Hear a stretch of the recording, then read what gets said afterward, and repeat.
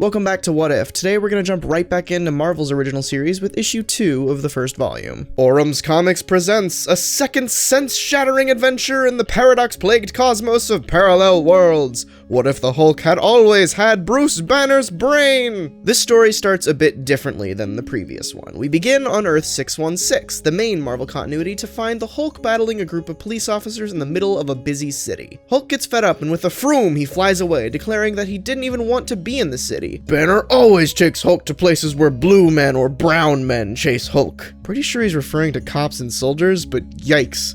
What a line out of context. The Jolly Green Giant leaps away to an isolated plateau where he laments about his existence. Hulk doesn't know what Hulk is trying to think about. As he goes on, suddenly the Watcher appears, explaining that it's not the Hulk, but Bruce Banner thinking. Bruce Banner, who's trying to escape the Hulk's mind. The Watcher then retells the origin of how Banner becomes the Hulk. A test site for a new gamma bomb, a teen driving into the blast radius, Bruce saving him, and hulking out for the first time shortly thereafter, becoming a brainless monster, destroying everything in his path. But what if Bruce had maintained his brilliant mind inside of the Hulk's body? We now shift realities to Earth 774 and Bruce's first transformation, but this time he's as smart as he ever was. He immediately decides to go look for an antidote to his new condition, heading off to his nearby cabin to find his notes. Once there, the Hulk, now accompanied by Rick Jones, runs into fellow lab mate Igor, who is actually a Russian spy. Igor shoots at the Hulk to no avail, and the duo leave him in the cabin to later be arrested. With a slam of the door, Igor secretly calls away to his master, the Gargoyle, using a transistorized shortwave sending set, which is pasted onto his thumbnail. Banner and Jones are soon intercepted by Betty Ross, who decides to join them on their way to call the authorities when a missile cone crash lands in front of them. The Gargoyle steps out and zaps the Hulk with a mind control ray that would have worked if not for Banner's superior intellect resisting the effects.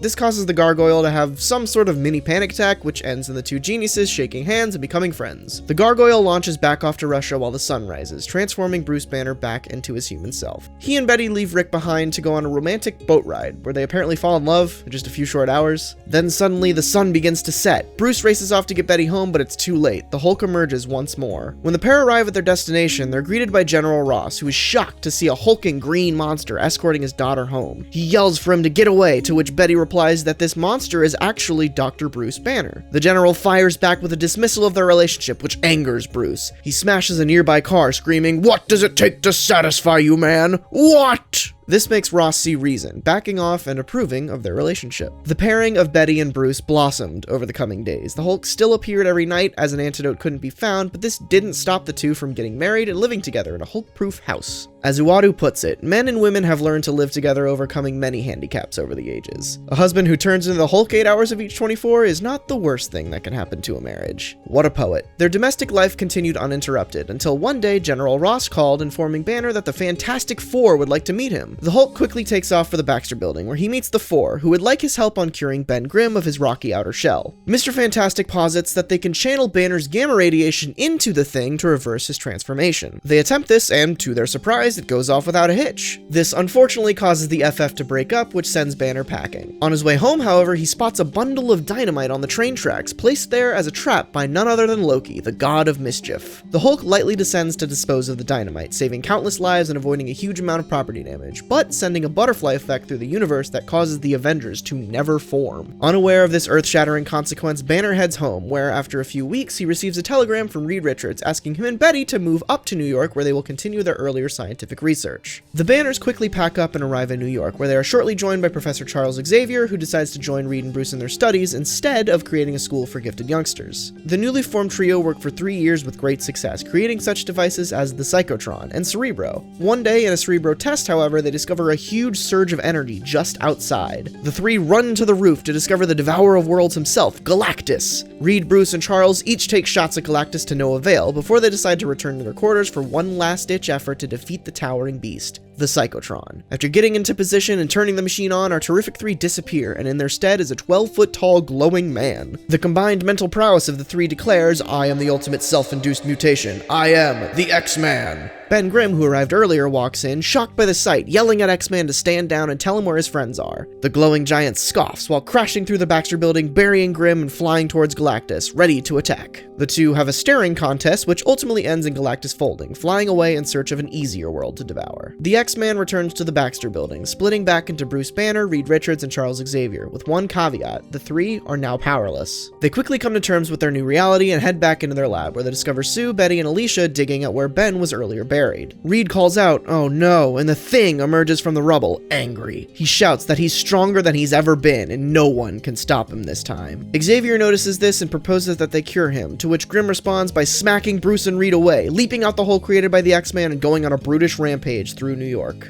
Elsewhere, General Ross receives a call from the President, where he is put in charge of Operation Thing, an army specifically designed to take down the newly mindless Ben Grimm. The Hulk has been intelligent before, and would go on to be intelligent in the future, but never from the beginning. The differences between Earth 774 and Earth 616 seemed, at first, harmless, but with no Avengers, no Fantastic Four, and a rampaging Thing on the loose, it's bound to turn grim. Uatu posits that there is, perhaps, a cosmic scale somewhere, an inescapable balance which decrees. For every gain, there must be a loss. Thanks for watching.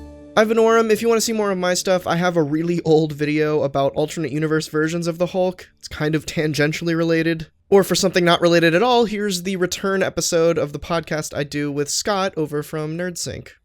So go watch those things. Do it, or I'll come for you. Bye.